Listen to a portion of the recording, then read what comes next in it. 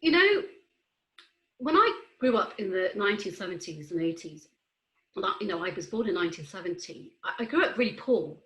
We were children of first generation immigrants from Bangladesh.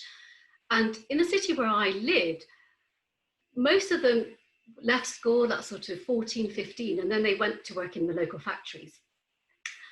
And, teachers often saw me just as another Asian girl that's going to get married off by the time, she's 16 years old. In fact, I remember when I was about 11, so I was at junior school just before I joined middle school. We had a kind of school career advisor. And she said, Parves, you're going into middle school. Have you got some ideas about what kind of things you want to do later on in life? And I said, oh, yes, miss. Oh, I want to become a lawyer. And, she paused for a moment. She looked at me with some pity. And then she said, well, Parves, you do realize you have to get good qualifications for that. You have to go to university. And how about a job in a local shop? I think, that might be more suitable for you. And I can give you some sort of brochures about some local department stores, and you can take those home and discuss those with your parents.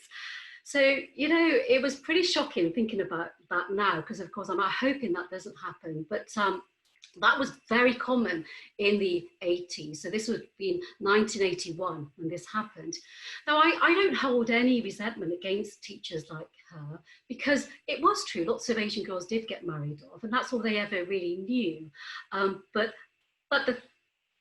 the fact is, if I wasn't so strong-minded and so stubborn, then that would have really lowered my expectations about what I can achieve in my life. And it could have set me up for failure. But what it did, fortunately for me, because I'm so stubborn, is actually it made me even more determined to prove her wrong. And I was then really driven to actually succeed. And I did go on to college, and I studied very hard, and I got the grades I needed, went on to university, and then I also did a PhD. And that kind of opened all those doors for me. And the rest, as they say, is history. I sort of entered the world of work, very fortunate, straight away after university, managed to get a job and managed very successfully to sort of, develop up the career ladder.